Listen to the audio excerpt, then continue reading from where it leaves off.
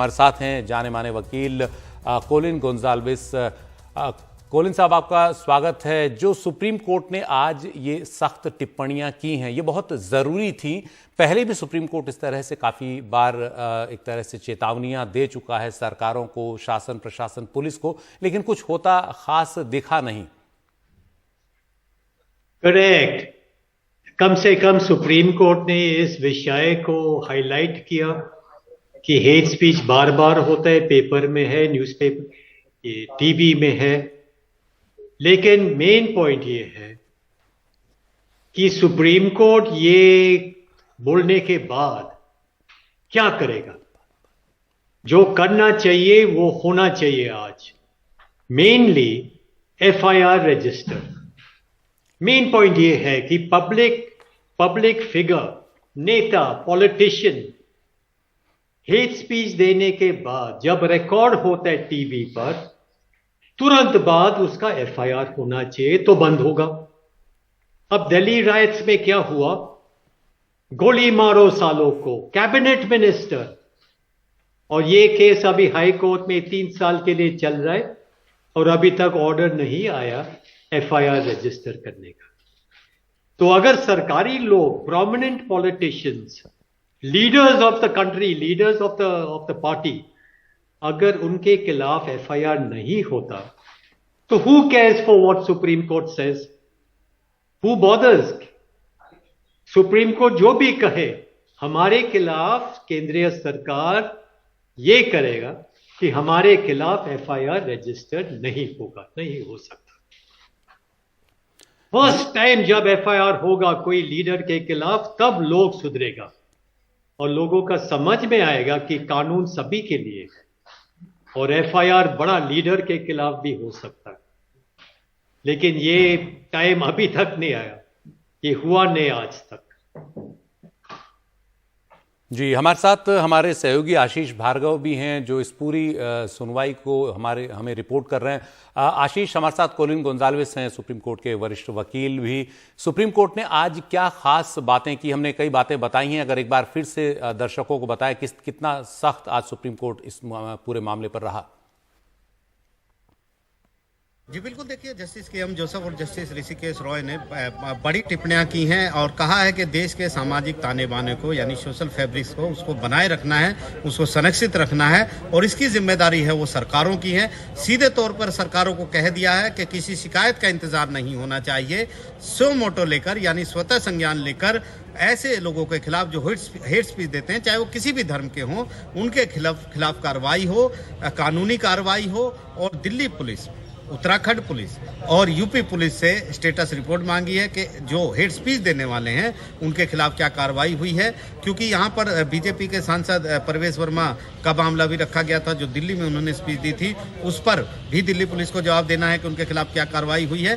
बड़ी बड़ी टिप्पणियां सुप्रीम कोर्ट ने की है और सुप्रीम कोर्ट ने सीधे तौर पर कहा है कि 21वीं सदी में हम जा रहे हैं, हम धर्म के नाम पर ये देश में क्या हो रहा है, ईश्वर को हमने इतना छोटा कर दिया है, नफरत का जो माहौल है वो इस देश में हावी हो गया है और ऐसे माहौल को कड़े हाथों से लेने की जरूरत है, ये उन्होंने कहा है। और सीधे सीधे चेताया है कि अगर किसी इस तरह की घटनाएं आगे होंगी तो अफसरों को कटघरे में खड़ा किया जाएगा, पुलिस अफसरों को जो इस मामले में दोषी होंगे उनके खिलाफ एक्शन लिया जाएगा, उनको अवमानना की कार्रवाई उनके खिलाफ होगी। बड़ी टिप्पणियां यहाँ पर आई है। सुप्रीम कोर्ट ने यह भी साफ किया है कि एक धर्म की बात यहाँ नहीं है, यहाँ पर दूसरे धर्म के लोग भी इस तरह की हेट स्पीच कर रहे हैं और धर्म की परवाह किए बिना ही पुलिस और सरकारें आगे बढ़ेंगी, कार्रवाई करेंगी, हेट स्पीच को रोकेंगी और यहाँ पर फिर सुप्रीम कोर्ट में आकर जवाब उन 3 स्टेट को देना है। लेकिन इसका जो संदेश है वो पूरे देश के लिए है।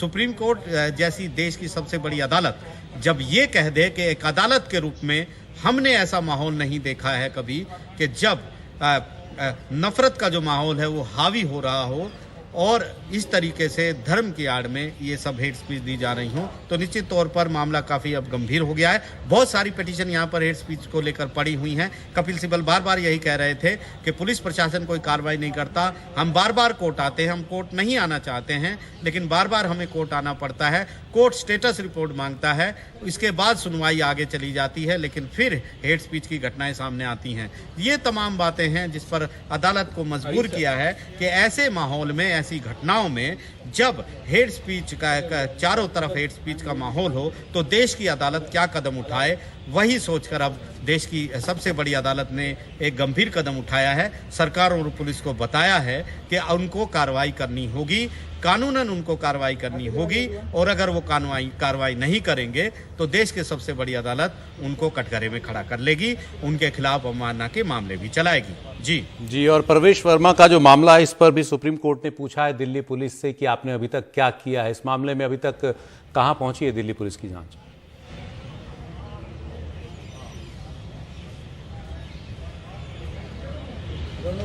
जी बिल्कुल, देखिए केस यही था, यही सवाल भी उठाया था कपिल सिब्बल ने, उनके बयान भी पढ़कर सुनाए थे कि दिल्ली में 9 अक्टूबर को इस तरह बीजेपी के सांसद ने, प्रवेश वर्मा ने बयान दिए थे।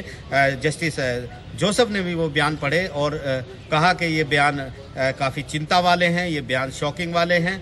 जस्टिस ऋषिकेश रॉय ने भी कहा कि दूसरे धर्म के लोग भी इस तरह की हेट स्पीच दे रहे हैं, इस हेट स्पीच के ऊपर काबू करना बहुत ज़रूरी है, चिंता का माहौल है, ये सुप्रीम कोर्ट ने कहा है। तो निश्चित तौर पर यूपी में जो घटनाएं हुई हैं उनमें यूपी सरकार को जवाब देने हैं कि उन्होंने क्या कार्रवाई की है। जो उत्तराखंड में घटनाएं हुई हैं उत्तराखंड सरकारें जवाब देंगी, और जो दिल्ली में घटनाएं हुई हैं जिसमें प्रवेश वर्मा की हेट स्पीच का भाषण भी शामिल है, जो कथित तौर पर हेट स्पीच की बात कहकर यहाँ लाया गया है, उस पर भी दिल्ली पुलिस को जवाब देना है। तो फिलहाल कटघरे में सरकारें हैं, सरकार सुप्रीम कोर्ट सख्त है, सुप्रीम कोर्ट कार्रवाई चाहता है, क्योंकि अब बातों से काम नहीं चलेगा। यही बात कपिल सिब्बल कह रहे थे कि बात बहुत हो चुकी हैं, सवाल जवाब बहुत हो चुके हैं, अब सीधे और सीधे वक्त एक्शन का है, और सुप्रीम कोर्ट अब एक्शन के मूड में है। जी, सुप्रीम कोर्ट इस मामले में एक्शन चाहता है और लगभग सभी सरकारें इस मामले में एक तरह से कटघरे में हैं। जितने भी मामले इस तरह के होते हैं उनमें सख्त कार्रवाई की तुरंत जरूरत होती है, लेकिन जिस तरह की देरी होती है वो कई बार बड़ी घातक होती है और जो आरोपी हैं वो बच निकलते हैं। आपको सुनाते हैं बीजेपी के सांसद प्रवेश वर्मा ने किस तरह इसी महीने 9 अक्टूबर को एक समुदाय विशेष के बायकॉट की बात कही थी एक खुली सभा में। जहां जहां ये आपको दिखाई दे, मैं कहता हूं अगर इनका दिमाग ठीक करना है, इनकी तबीयत ठीक करनी है, तो एक ही इलाज है, वो है संपूर्ण बहिष्कार। आप इस बात से सहमत हो? हाथ खड़ा करके बोलो सहमत हो, और मेरे साथ बोलो हम इनका संपूर्ण बहिष्कार करेंगे। हम इनके दुकान रेडियो से कोई सामान नहीं खरीदेंगे, हम इनको कोई मजदूरी नहीं देंगे। आप एक काम कर लेना बस, ये इनका इलाज है। तो प्रवेश वर्मा बीजेपी के सांसद, ये ताज़ा स्पीच है इनकी, अभी 2 हफ्ते भी नहीं गुजरे हैं, 9 अक्टूबर की बात है, और साफ समझ में आ रहा है कि किस एक विशेष समुदाय को वो निशाना बना रहे हैं और खुली सभा में किस तरह से मीडिया के सामने बात कर रहे हैं। और ये बताता है कि किस तरह से हिम्मत बढ़ गई है इस तरह के नफरती भाषण देने वालों की। हमारे साथ वरिष्ठ वकील कॉलिन गोंजाल्विस हैं। कॉलिन साहब, आपने इतने मामले लड़े हैं सुप्रीम कोर्ट में, आपका क्या अनुभव कहता है अभी तक के इन मामलों को देखते हुए, जो भी आपने पैरवी की इस तरह के मामलों में, कहां कमजोर पड़ता है पूरा सिस्टम ऐसे लोगों को सजा देने में? मेरा अनुभव से कोर्ट को जनरल बातें करना आसान है, लेकिन जब समय आता है, जब कोर्ट को प्रोमिनेंट पॉलिटिशियन, कैबिनेट मिनिस्टर के खिलाफ ऑर्डर दे कि एफआईआर दर्ज हो, तब जुडिशरी में हिम्मत नहीं है। प्रवेश वर्मा इतना हिम्मत दिखा रहा है आज, क्योंकि 3 साल पहले जब ही दिल्ली राइट्स का केस हाईकोर्ट के सामने आया और मुरलीधर साहब ने कहा you will have to register FIR, और ओवरनाइट पार्ट हर्ड हो गया, नेक्स्ट डे सुबह आर्ग्यूमेंट को कंटिन्यू होने का था, और रात को केंद्रीय सरकार ने इसको ट्रांसफर किया in the middle of the case. तो जजेस को डर है, जजेस, आज का जजेस में हिम्मत नहीं है कि केंद्रीय सरकार का पॉलिटिशियन के खिलाफ कोई ऑर्डर पास करे। इसलिए प्रवेश वर्मा खुलेआम से पब्लिक के सामने हेट स्पीच देते रहेंगे, एक के बाद एक। उसको मालूम है किसी का हिम्मत नहीं है जुडिशरी में इसको पकड़ना। हालांकि हम मानते हैं, हमारा न्यायपालिका में पूरा विश्वास है, ये हिम्मत न्यायपालिका में भारतीय संविधान ने दी है कि वो किसी के खिलाफ भी कार्रवाई कर सकता है अगर कोई कुछ गलत करे। तो आज जो सुप्रीम कोर्ट का आदेश है काफ़ी सख्त है। सुप्रीम कोर्ट ने मुख्य तौर पर यह कहा है कि आप इंतजार न करें किसी शिकायत का, आप तुरंत सुओ मोटो कोग्निजेंस लें, यानी स्वतः संज्ञान लें मामले का और केस रजिस्टर करें, कार्रवाई करें। तो इसके बाद आपको लगता है कि अब सरकारों के पास बहुत ज़्यादा गुंजाइश नहीं होगी पुलिस प्रशासन के पास कि ऐसे मामलों में ढिलाई बरतें, क्योंकि उन्होंने कहा है कि इसके बाद अगर ऐसा नहीं करते तो उन पर अवमानना की कार्रवाई होगी। तो आपको लगता है कि काफ़ी सख्त संदेश दे दिया है या और भी कुछ करने की ज़रूरत है?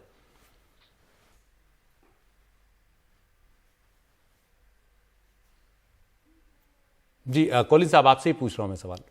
हाँ, दोबारा बताओ।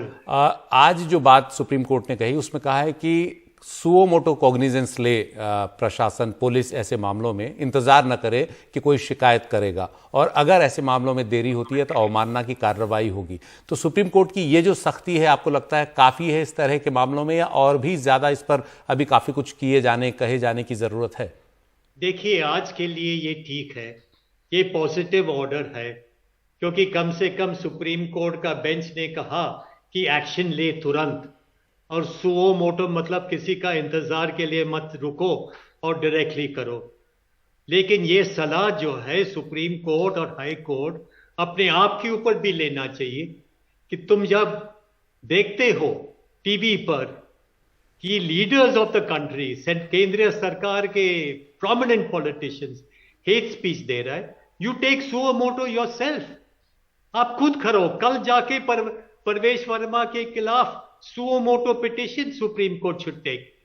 आप लीडरशिप दिखाओ, आप खुद करो, क्योंकि अगर हमारा जुडिशरी लीडरशिप नहीं लेगा, आम जनता ले सकता है, कोई कलेक्टर ले सकता है सुओ मोटो एक्शन। केंद्रीय सरकार मिनिस्टर के खिलाफ कोई सुओ मोटो कर पाएगा? जजेस कर सकता है।